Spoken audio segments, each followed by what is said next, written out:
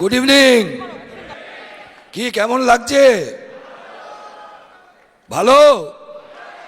তাহলে তো হাততালি দেবেন। ভালো লাগার প্রতিশব্দ হচ্ছে হাততালি। হ্যাঁ, একটু চিৎকার চেঁচামেচি করুন তো।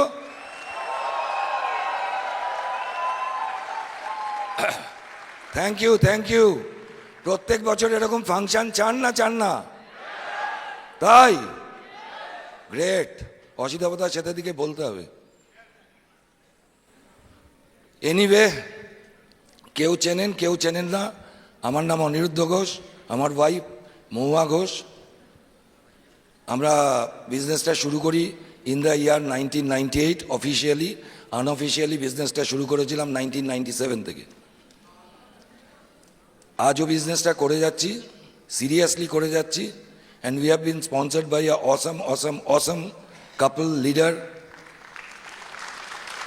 Subhashish and Sujata Ghosh. We are really grateful to this very particular couple. তার কারণ আজ অবধি এনারা ছাড়া আমাদের কেউ বিজনেসটা জীবনে অ্যাপ্রোচ করেনি। তাই বসে বসে আমি আর মহুয়া ভাবি, যদি এনারা অ্যাপ্রোচ না করতেন তাহলে আমাদের জীবনটা কীরম হতো। অ্যান্ড তারপরে যাদের নাম বলবো, যারা আমাদের গড়ে পিঠে বড় করেছে, নানাদার দেন অসিতা বেন শ্বেতা দত্ত সম্পর্কে আপনারা জানেন কি না জানি না, আমরা ভাই হই। অসিতাবতা আমার কাজিন, সুভাষিসদা আমার কাজিন, আমি এক ভাই, আর একটা কাজিন আমাদের আছে, সেটা হচ্ছে অচিন্তয়ন Shampa Ghosh. And we are the first 4th platinum from eastern India, মানে ভাতৃসংঘ ক্লাব আর কি। এবং গোয়াতে যখন প্রথম এএলএস হয়, সেখানে আমরা এই 4 জনই পার্টিসিপেট করেছিলাম, মানে অ্যাটেন্ড করেছিলাম। তো এনিওয়ে, এবার একটু মহুয়াকে দিই। মহুয়া একটু আগে আপনাদের সাথে একটু কথা বলে নিক, তারপরে আমি কথা বলছি। Good evening. নাম তো শুনলেন মহুয়া ঘোষ, বংশ পরিচয় শুনলেন। সত্যি আমরা এভার গ্রেটফুল আমাদের প্রত্যেকটা আপলাইনদের প্রতি। কারণ দেখুন, আজকে এই যে মানে আজকে বলে নয়, গতকাল থেকে শুরু হয়েছে 2 দিন ধরে এই সামার কনফারেন্স। এটা কিন্তু আপনারা জাস্ট সিটে বসে শুনছেন, শিখছেন, এনজয় করছেন প্রোগ্রামটাকে, কিন্তু এর পেছনে কত বড় যোগ্য যে রয়েছে সেটা আমি জানি না আপনারা কতটা ফিল করতে পারছেন। তো সেটা কিন্তু সম্ভব হয়েছে এই অসিতাবতা শ্বেতাদি, সুভাষিসদা সুজাতাদি এবং তাদের এন্টায়ার লিডারশিপের জন্য। তাদের জন্য আমরা একটা বড় করে হাততালি দিতে পারি। এবং অসিতাবতা শ্বেতাদির কোর গ্রুপ, হ্যাঁ, সারাক্ষণ, মানে এইটা শুধু 2 দিনের প্রোগ্রাম নয়, এটা কিন্তু অনেক মাস আগে থেকে, অনেক মানে বছরের শুরুর থেকেই কিন্তু এই প্রোগ্রামিং প্ল্যানিং কিন্তু শুরু হয়ে যায়। তো সুতরাং বুঝতেই পাচ্ছেন যে এই আপলাইনরা যদি না থাকতো, আমি এক এক সময় ভাবি আজকের আমার টপিক্সের মধ্যে এইটা আমি মানে আমাকে আরও একটু ভাবাতে সাহায্য করেছে যে তাহলে কি হতো, মানে ভাবলেই মানে ভয়ই লাগে আর কি। তো সেই কারণেই আমি আজকে যে জায়গাগুলো একটু হাইলাইট করব, কাউন্সিলিং, গোল সেটিং এবং হার্ডওয়ার্কের ওপর। তো দেখুন, কাউন্সিলিং কি? কাউন্সিলিং আর কিছুই না। আমরা যখন বিজনেসটা প্রথম শুরু করেছিলাম, বুঝতেই পারছেন যে ও একটা সেন্ট্রাল গভর্নমেন্ট এমপ্লয়ি, আমার তখন পার্মানেন্ট কোনো জব ছিল না, আমার কিছুদিনের টিচিং এক্সপিরিয়েন্স ছিল। আমি সেই সময় স্কুলে ইন্টারভিউ দিয়ে বেড়াচ্ছি পার্মানেন্ট জবের জন্য, সবে বিয়ে হয়েছে। হ্যাঁ, তো সেই সময় আমরা এই বিজনেসটা শুনি এবং দেখি। তো বিজনেসটার মধ্যে কিছু একটা ছিল, সেটা কিন্তু ভগবানের আশীর্বাদে প্রথম দিনই উপলব্ধি করতে পেরেছিলাম। কিন্তু ওই ভয় যে আমাদের তো কোনো বিজনেস ব্যাকগ্রাউন্ড নেই। আমি একজন বাই প্রফেশন স্কুল টিচার, আমার গোল ড্রিম স্কুল টিচার হওয়ার, ও একজন এমপ্লয়ি, সুতরাং আমরা এই বিজনেসটা করতে পারবো?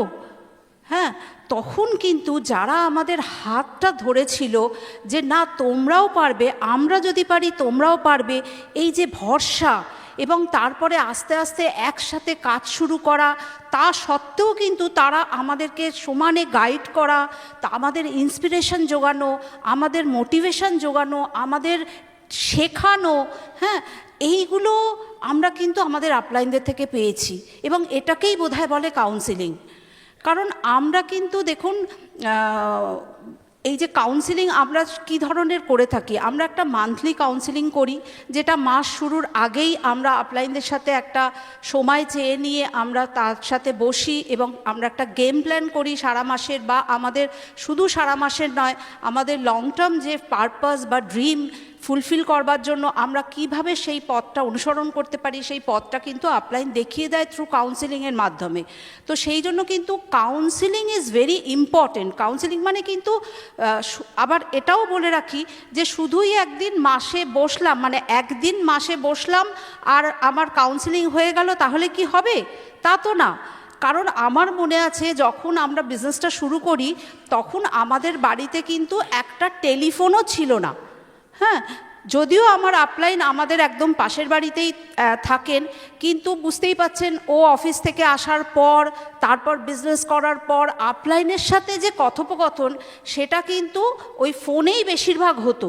তো তখন কিন্তু আমরা একটা কষ্ট করে একটা ফোন নিয়েছিলাম যে যাতে আপলাইনদের সাথে রেগুলার একটা কমিউনিকেশনে থাকতে পারি, যা শিখছি যা ফলো করছি, এবং সেটাও আপলাইন তো নয়, তাও পাশের বাড়ি ঠিক আছে ছাত্রকে চলে যেতে পারি, কিন্তু আমার টিম মেম্বার্সদের তো সেটা সেই কাউন্সেলিংটা আমাকে দিতে হবে। সুতরাং আমাদের কিন্তু তখন আমরা এইভাবে প্রত্যেকটা দিন আমরা কিন্তু আপলাইনদের সাথে কথা বলতাম যে আমাদের কি কাজ কিভাবে করব, কি ভুল করছি, আরও কিভাবে সেগুলোকে শোধরাবো। হ্যাঁ, এই জিনিসগুলো কিন্তু করে এসছি বলে আজকে কিন্তু আমরা এই জায়গায় কিন্তু আসতে পেরেছি।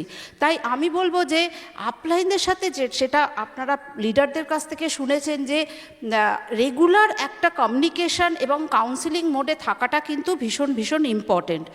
তো আমরা এই যে নতুন মানুষরা যারা জয়েন করছেন সেই ক্ষেত্রে অ্যাজ এ আপলাইন ইনিশিয়েটিভ নিয়ে কিন্তু তার সাথে একটা কাউন্সিলিং ডেট ঠিক করবেন, তাকে বলবেন যে তুমি এসো, এবং তার সাথে যা যা প্রয়োজনীয় গেম প্ল্যানিং দরকার সেটা তো আমরা করলাম। কিন্তু যারা একটু পুরনো যারা, তাদেরকে কিন্তু আমি বলবো যে সবসময় কিন্তু আপলাইনেই যে কাউন্সিলিংয়ের ডেট দেবে তা না, সেখানে কিন্তু দু তরফেরই সেই ইনিশিয়েটিভটা থাকা দরকার।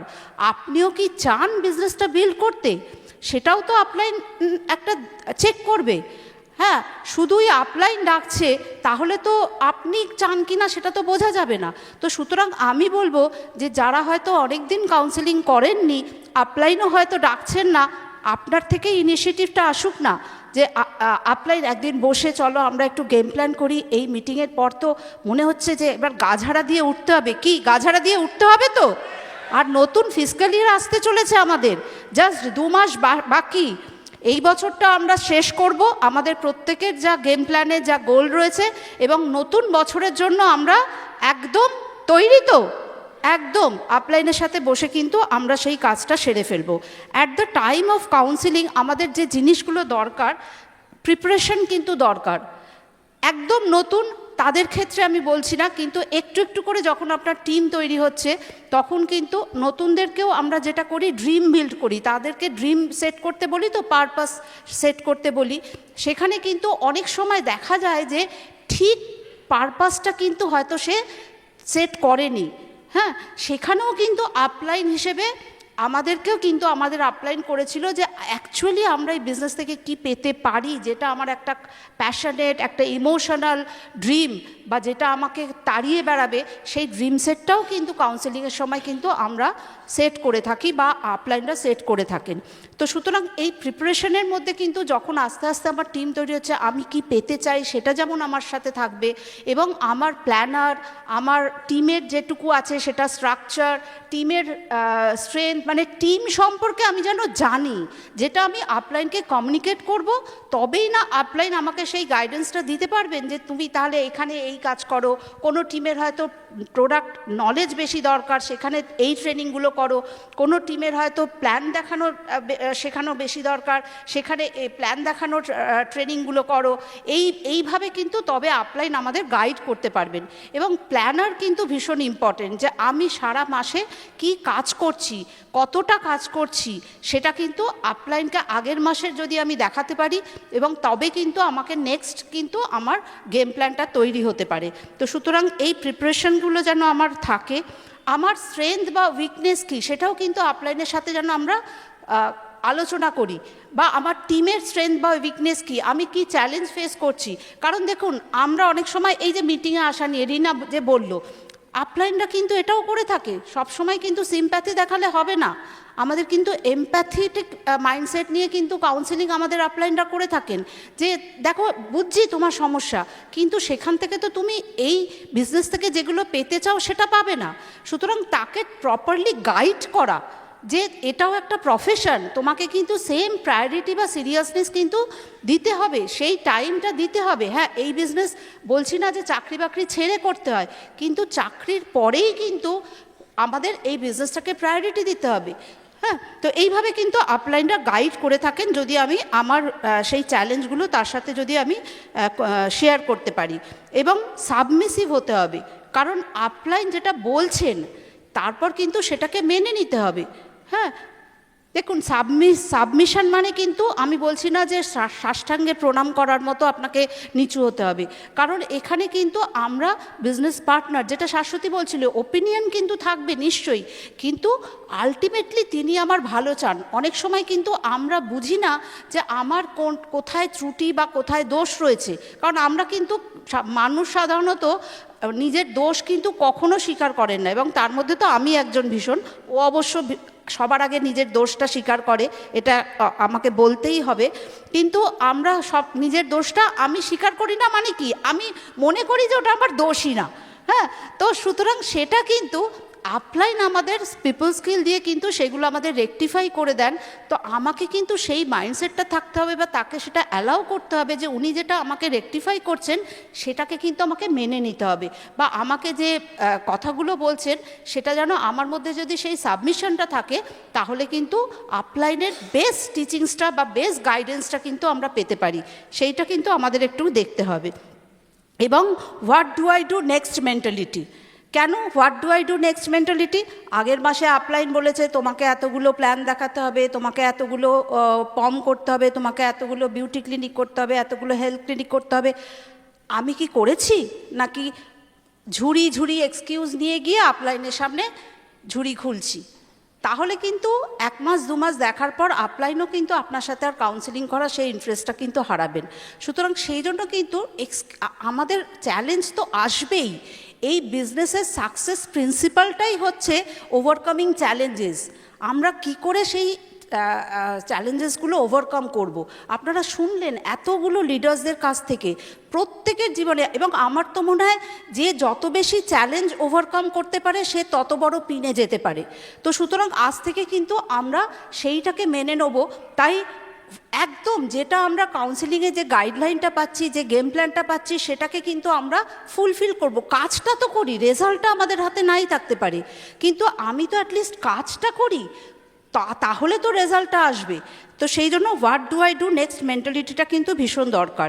এবং যেটা বললাম, regular communication with your upline to track the progress, কারণ প্রোগ্রেসটা কিন্তু দরকার। অনিরুদ্ধ বলছিল কালকে যে আমরা কিন্তু গ্রোথ করি ঠিকই, কিন্তু আমরা যদি প্রোগ্রেসের ওপর ফোকাস করি তাহলে কিন্তু আমরা আমাদের ওভারঅল যে ডেভেলপমেন্ট, সেটা কিন্তু বিজনেস এবং সেলফ ডেভেলপমেন্ট, সেটা কিন্তু আমাদের মধ্যে হবে। সুতরাং এবং স্কিলগুলোও কিন্তু, যেটা লিডাররা বলছিলেন, স্কিলগুলোও কিন্তু আমরা ডেভেলপ করতে পারবো। তো এবার কাউন্সেলিংয়ের সময় আমরা জানি যে গোল সেটিং একটা খুব বড় ইম্পর্টেন্ট পার্ট, কারণ আলটিমেটলি কিন্তু আমাদের প্রত্যেকের যে ড্রিমটা রয়েছে তার সাথে যদি আমরা ডেট অ্যাটাচ করি তাহলেই কিন্তু সেটা গোলে কনভার্ট হয়। Dream plus date equal to goal. এবার দেখুন, ড্রিম হয়তো আমার কিছু মেটেরিয়ালিস্টিক ড্রিম, আমরা ম্যাক্সিমাম সেগুলোই তো থাকে। এবার সেই ড্রিমটা ফুলফিল করতে গেলে অ্যাকচুয়ালি আমি কোন লেভেলে গিয়ে কত টাকা রোজগার করতে পারলে আমি সেটা অ্যাচিভ করতে পারবো। তো সেইটার জন্য কিন্তু আমাদের কি করতে হবে, যে এই গোল সেটিংটা কিন্তু আমাদের, মানে ওর সাথে কিন্তু ডেট বসাতে হবে, যে আমি কোন লেভেলে কোন ডেটের মধ্যে যেতে চাই। দেখুন হয়তো সবসময় কি ম্যাচ করবে, সবসময় কি আমরা আমাদের ডেট ফুলফিল করতে পেরেছি, জবে যেতে অ্যাচিভ করব ভেবেছি সেটা করেছি, কিন্তু ডেট চেঞ্জ হতে পারে, কিন্তু আমাদের গোল বা পারপাস যেন কখনো চেঞ্জ না হয়, এটা কিন্তু আমাদের খেয়াল রাখতে হবে। তো সুতরাং গোলের ইম্পর্টেন্স খুব বেশি, কারণ ডেট দেখুন আমরা প্রত্যেকে মানে পরীক্ষা বলুন, বিয়ে করা বলুন, আমাদের কোনো বাড়ি করা বলুন, আমরা যখনই তার সাথে একটা ডেট অ্যাটাচ করি তখনই কিন্তু আমাদের প্ল্যানিং বা অ্যাকশনটা কিন্তু শুরু হয়, তার আগে পর্যন্ত কিন্তু শুরু হয় না। তো সুতরাং সেই জন্য ডেট দেওয়াটা কিন্তু খুব ইম্পর্টেন্ট। আপলাইনের সাথে বসে আপনি কবের মধ্যে কি অ্যাচিভ করতে চান সেটাকে কিন্তু একদম সেট করে ফেলুন। এবার দেখুন আমরা হয়তো কিছু ভলিউম গোল, কিছু পিন গোল সেগুলো হয়তো সেট করি, কিন্তু তার সাথে সাথে কিন্তু আমাদের যে অ্যাকশনগুলো সেগুলোর ওপর আমাদের সেই গোলগুলোকে অ্যাচিভ করতে গেলে মানে মান্থলি গেম প্ল্যানে আমরা উইকলি সেটাকে ডেইলি সেটাকে কিন্তু ভেঙে নিয়ে আমাদের যেন অ্যাক্টিভিটি গোলও যেন থাকে, হ্যাঁ সেগুলো কিছুটা অনিরুদ্ধ কভার করবে। যেমন আমি কতজনকে, আমাদের তো অলরেডি অসিতা বোধহয় একটা মন্ত্র দিয়েই গেছেন যে each one meet one each day, হ্যাঁ আমরা প্রত্যেক দিন প্রত্যেকে একজন করে অন্তত মিট করব, এটাও কিন্তু আমাদের একটা গোল। হ্যাঁ, তো সুতরাং এইভাবে কিন্তু আমাদের অ্যাক্টিভিটি গোলগুলোর ওপর কিন্তু আমরা একটুখানি ফোকাস করব। এরপরে যেটা একটুখানি বলবো যে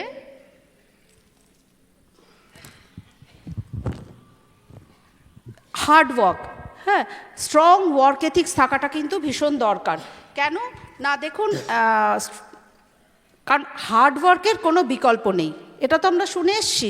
হ্যাঁ, এবার তাহলে আবার বলতে হয় যে আমরা কি এত এক অফিস, যার যা প্রফেশন, বাড়ির কাজ, তারপরে আবার এই বিজনেসটার জন্য এত পরিশ্রম করতে হবে? অ্যাকচুয়ালি বলে থাকি এই বিজনেসটাতে কিন্তু আমরা স্মার্ট ওয়ার্ক করে থাকি, কারণ hard work with planning with proper mindset is equal to smart work. আমরা যদি ঠিক মতো আপলাইনের সাথে এই যে কথাগুলো বললাম এইগুলো করে যদি প্রপার প্ল্যানিং করে যদি আমরা যে কোনো কাজ করি for long term, for our future, তবেই কিন্তু সেটা স্মার্ট ওয়ার্ক হয়। সুতরাং আমরা এই যে কাজগুলো, যে ওয়ার্ক এথিক্সগুলো, আমি জাস্ট সময় নেই পয়েন্টগুলো জাস্ট বলছি। Being consistent with our daily activity, আমাদের এই যে কনসিস্টেন্সি সম্পর্কে আমরা শুনলাম, একদম কনসিস্টেন্ট থাকতে হবে। Learning and upgrading our skill, আমাদের কিন্তু স্কিল, এই যে 27 বছর আগে যে স্কিল দিয়ে বিজনেস করতাম এখন কিন্তু অনেক নিজেকে আপগ্রেড করতে হবে, আপডেট করতে হবে। রেগুলার আপলাইনের সাথে যে কমিউনিকেশন করছি সেখানে কিন্তু শেখার মানসিকতা নিয়ে কাজ করতে হবে, যেন আমি প্রতিদিন শিখি, কিছু স্কিলগুলোকে ডেভেলপ করি, রেকটিফাই করি নিজেকে। হেল্পিং অ্যান্ড সাপোর্টিং আওয়ার টিমকেও আমাদের কিন্তু একদম সাপোর্ট করতে হবে, হেল্প করতে হবে, নার্চার করতে হবে, একদম বাচ্চা মানুষ করার মতো কিন্তু আমরা আমাদের টিমকে কিন্তু গড়ে তুলেছি, হ্যাঁ with the help of our uplines. তো সুতরাং সেইটাও কিন্তু আমার একটা প্রতিদিনের কাজের মধ্যে যেন থাকে, নিজেকে সেলফ ডেভেলপমেন্ট সেগুলো আমাদের থাকে। Attend all training, events and business meeting properly, হ্যাঁ জুম মিটিংয়েও যদি বসি আমাদের যেন ভিডিও অন থাকে, যেখানে ভিডিও অন করার দরকার, এবং আমরা যেন প্রত্যেকটা মিটিং ট্রেনিংয়ে অ্যাটেন্ড করি। শুধুই বাড়িতে বসে থাকলে কিন্তু বিজনেস বিল্ডিং হয় না, আমাদের কিন্তু হোম টু হোম আমাদের যেমন বিজনেস বিল্ড করতে হবে, প্রত্যেকটা মিটিং ট্রেনিংয়ে এলে কিন্তু আমরা এই যে এক্সাইটমেন্ট, মোটিভেশন এগুলো পাই, এইগুলোই কিন্তু আমাদেরকে বিজনেস বিল্ড করতে হেল্প করে, এবং অ্যাকাউন্টেবল হতে হবে। তো সুতরাং দেখুন আমাদের স্মার্ট ওয়ার্ক কিন্তু আলটিমেটলি, আজকে বলুন তো আমরা নিশ্চয়ই 98-এ আমার একদম ছোট বাচ্চা মেয়েকে নিয়ে আমরা বিজনেসটা শুরু করেছি, প্রচুর পরিশ্রম করেছি, ও চাকরি করতে করতে বিজনেসটা করেছে, কিন্তু আজকের দিনে দাঁড়িয়ে মনে হয় যে আমরা অতটাও বোধহয় পরিশ্রম করিনি যেটা আমরা যতটা বেশি রিওয়ার্ড আমরা পাচ্ছি, কি তাই না? তা আমার মনে হয় যে আমাদের প্রত্যেকের এই ওয়ার্ক এথিক্সটা থাকা দরকার, এবং আমাদের সেই ড্রিমগুলো অ্যাচিভ করা দরকার, যাতে করে আমরাও একদিন বলতে পারি যে না ভাগ্যিস সেই স্মার্ট ওয়ার্কটা করেছিলাম, তাই আজকে কিন্তু লাইফটাকে খুব এনজয় করতে পারছি। So thank you and over to Aniruddha. Thank you মোয়া, থ্যাংক ইউ সো মাচ। মানে কেউ দেখে বুঝতে পারলেন 5 জুন এনার কার্ডিয়াক সার্জারি হয়েছে, এবং মেজর কার্ডিয়াক সার্জারি প্রায় 6 ঘন্টা ধরে। কেউ দেখে বুঝতে পেরেছেন? হ্যালো, যারা জানেন তারা জানেন, যারা জানেন না তারা দেখে বুঝবেন না। Because of this association, because of this positive association. শুধু নিজেদের টিম না, আমার ক্রস লাইনরা সমস্ত গেছিল সেখানে, এবং আপনাদের কালেকটিভ প্রেয়ারে দেখে কেউ বলতে পারবে না, যখন ডাক্তারকে কাউন্সেলিং করছিল স্টিচ অফের পর, যখন ডাক্তারকে জিজ্ঞেস করছিল যে আমি কি হায়ার অল্টিটিউডে বেড়াতে যেতে পারবো, বললো মাউন্ট এভারেস্ট অবধি উঠতে পারবেন, রাইট। আর যখন ও জিজ্ঞেস করছিল যে আমরা তো এএলএসে যাই, একটু রাইড চড়ি, তো আমি কি রাইড চড়তে পারবো, কারণ ওখানে তো লেখা থাকে হার্টের পেশেন্ট। বললো আন্টি আপনি হার্ট পেশেন্ট নয়, রাইট। থমকে যাবেন না, ভালো খবর এটা। Because of positive association and নিউট্রালাইট, এবং এবং এত মানুষের ভালোবাসা এবং প্রেয়ার। আমি জানি না লোকে বিজনেসটা জয়েন করে না কেন, আমি ঠিক জানি না। তবে হ্যাঁ, এইটা আমরা পরে পেয়েছি, প্রথম দিন থেকে পাইনি। প্রথম দিন থেকে কিন্তু বিজনেসটা করতে এসেছি টাকার জন্য। কতজন আমার মতন যারা টাকার জন্য এসছেন? দেখুন, একটা কথা বলি, অন্যভাবে নেবেন না। টাকা রোজগার করার পর না বলা যায় money is the by product of this business, not before that. এখন আমি বলতে পারি money is the by product, কিন্তু এসছিলাম টাকার জন্য।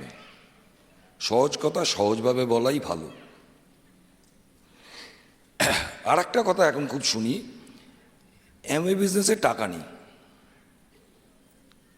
আমি আপনাদের উল্টো একটা প্রশ্ন করি। আমি এরকম বহু মানুষকে চিনি যারা বলে আইটিতে টাকা নেই। আপনারা বিশ্বাস করেন আইটি ইন্ডাস্ট্রিতে টাকা নেই?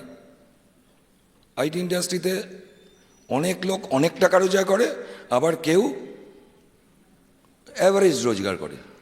তাহলে দোষটা কি আইটি ইন্ডাস্ট্রির না লোকগুলোর? তাই না? সে যে স্কিল ডেভেলপ করার কথা, যতটা পড়াশুনো করার কথা, হয়তো করে উঠতে পারেনি, তাই সে অ্যাভারেজ ইনকাম করে। আর যার স্কিল সেট ভালো, যে অনেক পড়াশুনো করেছে, সে বেশি টাকা রোজগার করে, তাই না? সব ইন্ডাস্ট্রিতেই পয়সা আছে, আবার সব ইন্ডাস্ট্রিতে দেখবেন কিছু লোক পয়সা বানায় না। তো দোষটা ইন্ডাস্ট্রির হয় না, দোষটা হয় সেই পার্সনের। একটা জিনিস ভাবুন, কেপিএমজির মতন কোম্পানি বলছে direct selling industry is the fastest growing industry. প্রত্যেক বছর ডাবল ডিজিটে গ্রো করছে, কিন্তু হয়তো আপনি সেইভাবে গ্রো করছেন না বা ইনকাম করছেন না, তাই আপনার মনে হচ্ছে ডাইরেক্ট সেলিং ইন্ডাস্ট্রি বা এই বিজনেসে টাকা নেই। ব্যাপারটা কিন্তু ভুল। আসুন একটু আপনাদের একটু ভুল ভাঙাই। সেটা হচ্ছে, প্রথম যে জিনিসটা আমি বারবার শেখাই, আমার টিমকেও শেখাই, এবং আমি যদি কিছু ভুল বলি অবশ্যই চেক করে নেবেন। আমি প্রথমেই বলি, আগে বিজনেসটাকে না ভালো করে বুঝুন, তারপরে না বিজনেসটা শিখুন, আর তারপর করুন। আমরা কি হয়, অপরচুনিটিটা পাওয়ার পরই না করতে লেগে যাই, না বুঝে না শিখে। সমস্যা হয় সেখানেই। কীরকম? কাউকে বিজনেস প্ল্যান দেখান, তাকে যখন 3, 6, 9, 12, 15, 18, 21 দেখালেন, সে বুঝে গেল একটাই, সেটা হচ্ছে আমাকে 3-তে যেতে হবে, তারপর 6-এ যেতে হবে, তারপর 9-এ যেতে হবে, এই করে 21-এ যেতে হবে। বেশ গেলেন। আপনি যদি একটা লেগে 21-এ যান, আপনার ক পয়সা ইনকাম, আর কতক্ষণই বা এরকম দাঁড়িয়ে থাকতে পারবেন? আপনার ইনকাম নেই। আপনি এবার 21-এ গেছেন, তাকে আবার নাকি সিলভার প্রডিউসার বলে বা সিলভার কোনো রকমে হলেন, পয়সা তো নেই। তাই পিনকে চেজ করবেন না friends, please please please. Chase যদি আপনাকে করতে হয়, স্ট্রাকচারকে চেজ করুন। স্ট্রাকচারকে যদি চেজ করেন, আমি গ্যারান্টি দিয়ে বলতে পারি পিন অটোমেটিক্যালি আপনি অ্যাচিভ করবেন, অটোমেটিক্যালি। এই বিজনেসের না কিছু পালসেস আছে, সেগুলোকে আমাকে বুঝতে হবে। পিন দিয়ে কিচ্ছু বিচার হয় না। কেন বিচার হয় না একটু নিজে দেখুন। এখন 3% কত পিবিতে? 200, ঠিক বলছি তো? আর 6% কত পিবিতে? হ্যাঁ, 600, ভেরি গুড। আপনি 200 পিপিতে যখন যাচ্ছেন আপনি 6%-এ গেলেন তো, আর যখন 599 পিপিতে গেলেন কত পার্সেন্টে আছেন? টাকাটা কি একই? তাহলে তার মানে 6%-এ দুজন গেছে, একজন বেশি রোজগার করছে, একজন কম রোজগার করছে। এই জায়গাগুলোকে আমাকে ধরতে হবে। এই জায়গাগুলো না একটু অসুবিধার জায়গা। দেখুন, আমি বলছি রেকগনিশন খুব ইম্পর্টেন্ট লাইফে, এবং রেকগনিশনের জন্যই বিজনেস অনেকে করেন, কিন্তু আমি বলবো, রিকোয়েস্ট করব তাদের, মানি অ্যান্ড রেকগনিশনের চেয়ে ভালো জিনিস কিছু হয় না। টাকাও থাকতে হবে, রেকগনাইজও। এবার আপনি ভাবুন, আপনি সিলভার যাচ্ছেন, আপনার স্ট্রাকচার ঠিক নেই, আপনি সিলভার গেছেন, আপনার তো যখন রেকগনাইজ হচ্ছেন স্টেজে আপনার তো কাঁধ ঝুলে গেছে, আর কেউ দেখতে পাচ্ছে না, মানে পকেট ফুটো, সেটা সারানোরও ক্ষমতা নেই। তাই স্ট্রাকচারটাকে খুব ভালো করে বোঝার চেষ্টা করুন, আর কিছু পালসেস ফলো করুন। যেমন আমি নিজে ব্যক্তিগতভাবে বুঝি যে অনেকে না কমন কোয়েশ্চেন দেখবেন, আপনারা যারা অনেক দিন এই বিজনেসে আছেন তারা চেক করবেন, এবং নতুনদের জন্য আমি বলছি, আমি আজকে স্পেশালি নতুনদের জন্যই কথা বলবো। সেটা হচ্ছে, আমি একজনকে জিজ্ঞেস করি, তোর কটা লেগ রে? বলছে আমার 7টা লেগ। বলিস কি রে? আমারও তো না। আসলে উইথ আর লেগ বোঝে না তফাৎ। উইথকে লেগ বলে দিচ্ছে। উইথ এক জিনিস আর লেগ আর এক জিনিস। আপনার 10টা উইথ থাকতে পারে, তার মানে 10টা লেগ নেই। লেগ আছে কিন্তু হয়তো 3 থেকে 4টে। লেগ কাকে বলে? যে উইথটা আপনি স্পন্সর করেছেন, যাকে স্পন্সর করেছেন, সে হচ্ছে আপনার উইথ। এবার ওই উইথে যখন শাখা প্রশাখা গজাচ্ছে তখন ওটা আস্তে আস্তে লেগ হয়। সে উইথকে লেগ বলছে, তাই তাকে প্রশ্ন করুন এবং তাকে ঠিকভাবে গাইড করুন যে ভাই, উইথ আর লেগের তফাৎ আছে। এবারে আপনি লেগ কি করে বুঝবেন? লেগ আমি এইভাবে বুঝি যে একটা লেগকে আমি গ্রোয়িং লেগ তখনই বলবো যখন দেখব সেই লেগটাতে লোকেরা প্রোডাক্ট ইউজ করছে। লোকেরা প্রোডাক্ট ইউজ করছে,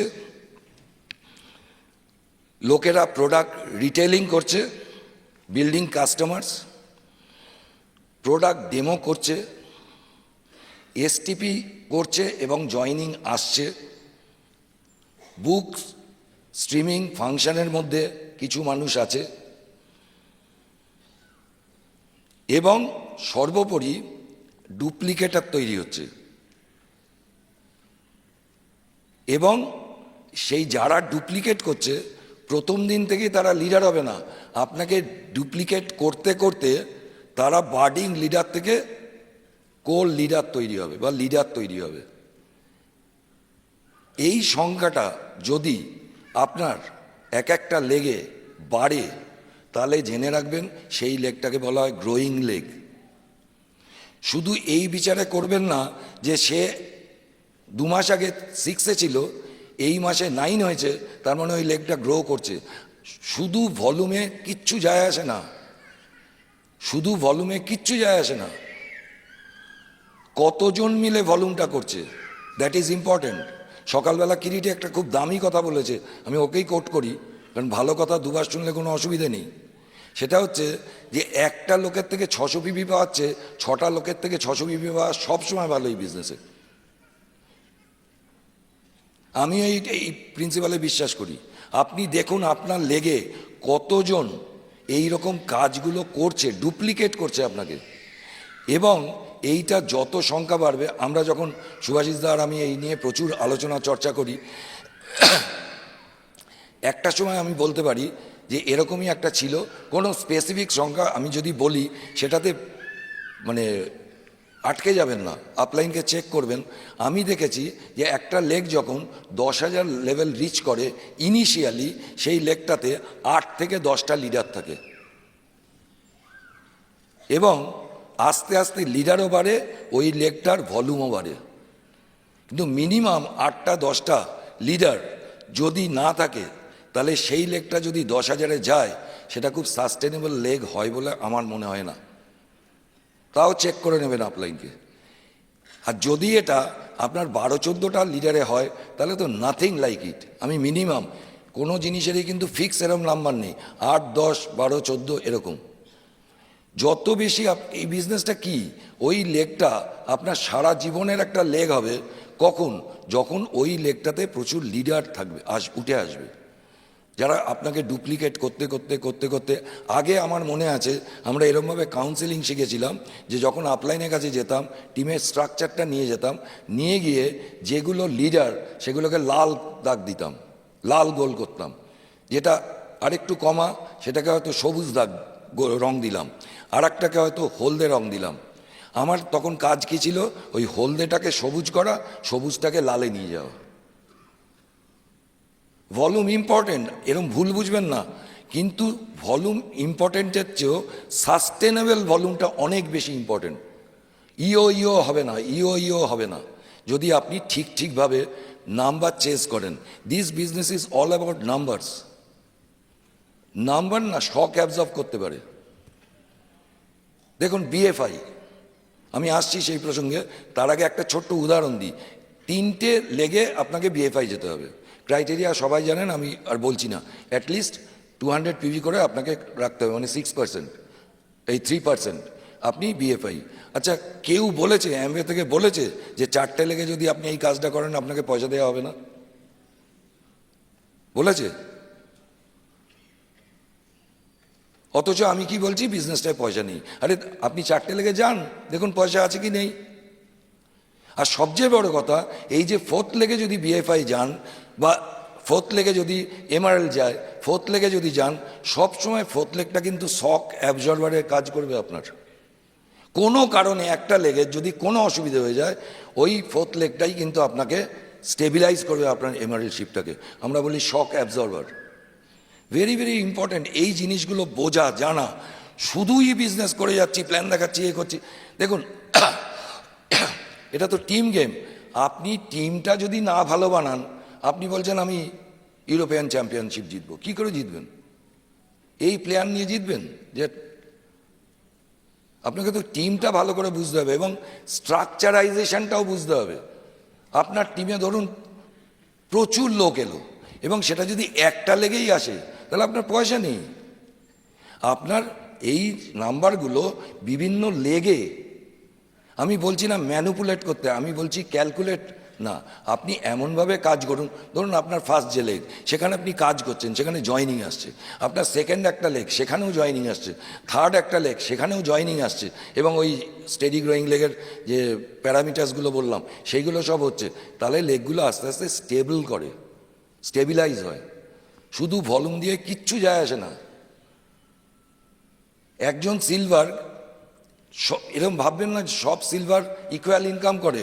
যার যেরকম স্ট্রাকচার সে সেরকম ইনকাম করে। কেন বারবার বলা হচ্ছে যে chase the structure, not the pin? আমি সবসময় এটা বিশ্বাস করি এবং আমি নিজে সেটাই চেষ্টা করি। একটু বুঝুন, বোঝার দরকার এটা যে আপনি টাকাটা রোজগার করেন কি করে? ডিফারেন্সিয়াল কমিশন, তাই তো? আপনার যদি একটা লেগ থাকে আপনি কত ডিফারেন্স পাবেন? আপনার যদি 2টো লেগ থাকে বেশি ডিফারেন্স পাবেন। আপনি যদি 3টে লেগ থাকে বেশি ডিফারেন্স পাবেন। 4টে লেগ থাকলে বেশি ডিফারেন্স পাবেন। তার মানে নাম্বার অফ লেগসের ওপর আপনার টাকাটা নির্ভর করছে। এবং আপনাকে আর একটা জিনিসও বুঝতে হবে যে Amway sales and marketing plan. আপনি বলছেন টাকা নেই, আমি বলি ভুল বলছেন, আপনার দেখার ভুল। টাকা আছে, আপনি দেখতে জানেন না। কীরকম অনিরুদ্ধ? আমি বললাম প্রথমেই দেখুন যে আপনি যদি এসএসআই টাকে টার্গেট করেন, টাকা আছে না নেই? 25,000 টাকা নেই, আছে। কোথায় কোথায় অ্যামওয়ে বাড়তি পয়সা দিয়েছে একটু বুঝুন তো। প্রথম পয়সা দিয়েছে এসএসআই, তারপরে কোথায় পয়সা দিয়েছে? আমাদের যুগে ছিল না, এরা যারা বসে আছে আমরা কেউ পাইনি দাদাভাই, বিএফআই বলে। বিএফআই এ এক্সট্রা পয়সা দেওয়া আছে, বিবিআই এ এক্সট্রা পয়সা দেওয়া আছে। যেখানে যেখানে এক্সট্রা পয়সাগুলো দেয়া আছে, আমি যদি সেই জায়গাগুলো কাজ করে পয়সাটা না নিই, তাহলে এই বিজনেসের দোষ, না এই ইন্ডাস্ট্রির দোষ, না এই কোম্পানির দোষ, না আমার দোষ? আপনি বলুন তো, কার দোষ? আর একটা জিনিসও বলবো যে এসএসআই খুব ভালো প্রোগ্রাম, কিন্তু মুশকিল কোথায়, আমরা ভালো রাখতে দিই না। ঠিকভাবে করুন। কারণ দেখুন, আমরা যখন বিজনেস প্ল্যানটা কাউকে দেখাই না, আমরা কি বলি যে it's a উইলেবল, transferable, inheritable asset বলি তো। সেটা করার জন্য কি করতে হয়? ঠিকভাবে তো বিজনেসটা আপনাকে স্ট্রাকচার তৈরি করতে হবে, নয়তো ইনহেরিট করবেন কি করে, ট্রান্সফার করবেন কি করে? এই জায়গাগুলো একটু ভালো করে বোঝার আছে। আর একটা জিনিসও আমি বলবো, number plus structure equal to volume. সেই ভলিউম থেকেই কিন্তু পিন আসে। শুধু ভলিউমের দিকে তাক করে না, বাঁ দিকটা দেখুন, ইকুয়াল টুর বাঁ দিকে কি আছে? নাম্বার আর স্ট্রাকচার। রেজাল্ট কি? ভলিউম। তারপরে রেজাল্ট কি? পিন। সেই অসিতাবতার বিখ্যাত কথা, আপনি চাল ডাল লিখছেন বাঁ দিকে, চাল প্লাস ডাল, আর ডান দিকে লিখে দিচ্ছেন বিরিয়ানি, হবে? চাল প্লাস ডালে খিচুড়িই হবে, বিরিয়ানি হবে না। তাই আপনি নাম্বার আর স্ট্রাকচারটাকে যদি চেস করেন, তাহলেই কিন্তু আপনার ভলিউম আসবে, এবং প্রপার ভলিউম, সাস্টেনেবল ভলিউম, যে ভলিউমের মাধ্যমে আপনি টাকা রোজগার করবেন এবং আপনার পিন অ্যাচিভ হবে।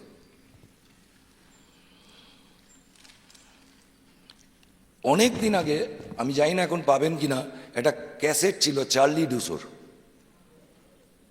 অনেক পুরনো যারা, তারা হয়তো শুনেছেন, আমি তো হিউজ।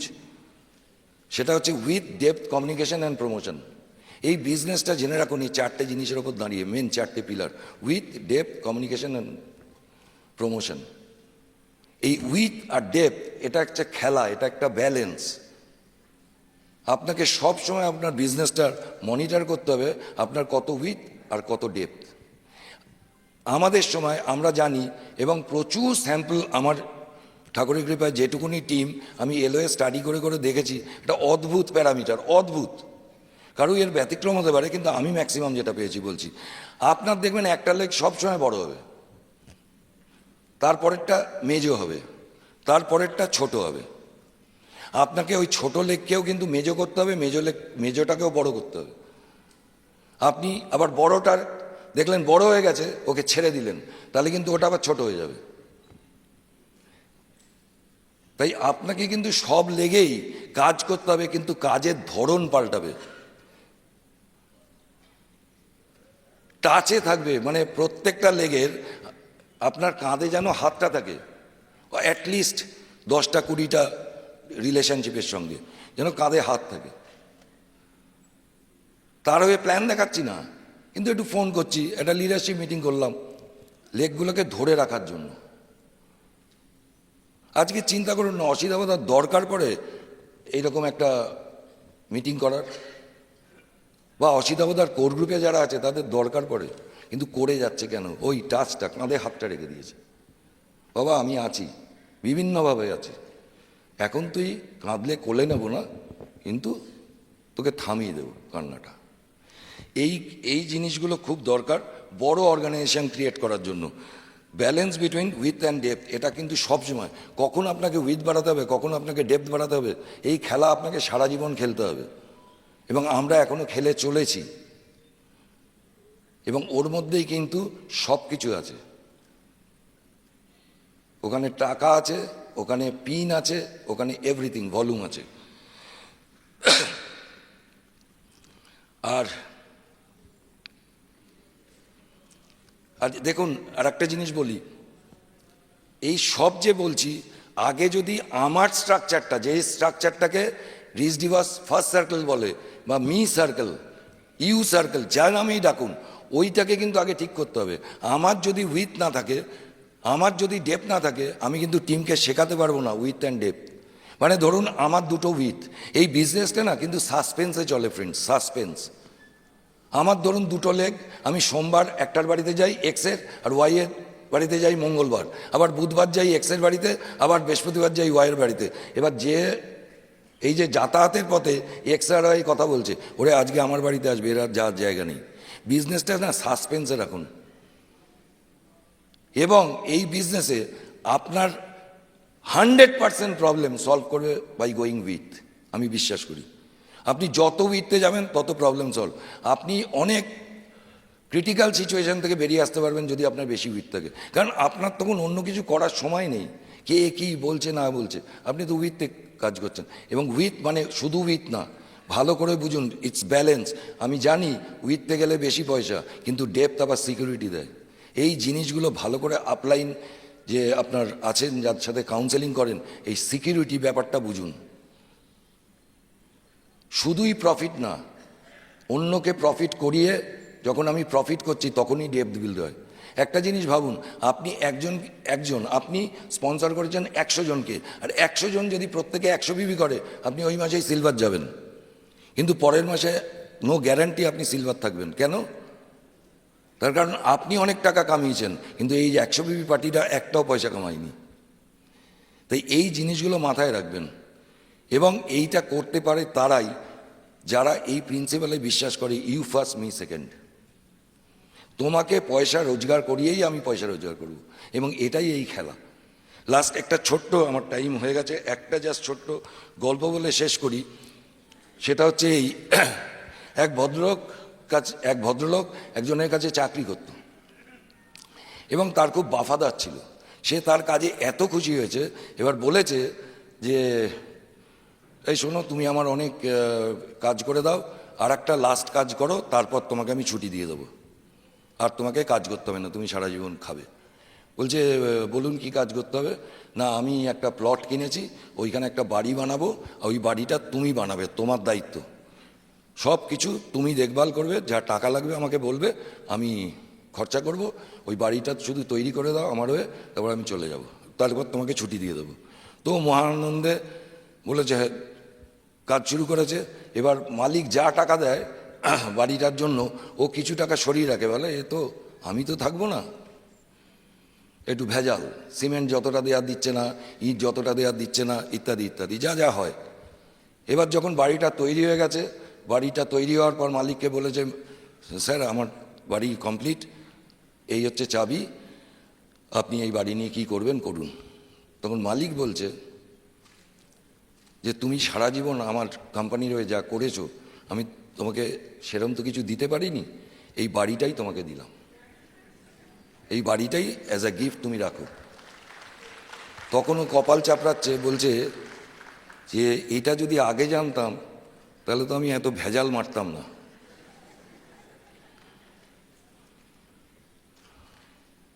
আমি জানি এই গল্পের পর কেউ হাততালি দেবেন না, আর আমি হাততালি পাওয়ার জন্যও বলছি না। বিজনেসটা আপনার আপলাইনের না, আপনার ডাউনলাইনের না, আপনার ক্রস লাইনেরও না। ভেজালটা না মারাই ভালো, আমরা আমাদের ভবিষ্যৎ তৈরি করছি। Nice talking with you, God bless, thank you so much, and over to host today's MC, fantastic MC Suyash.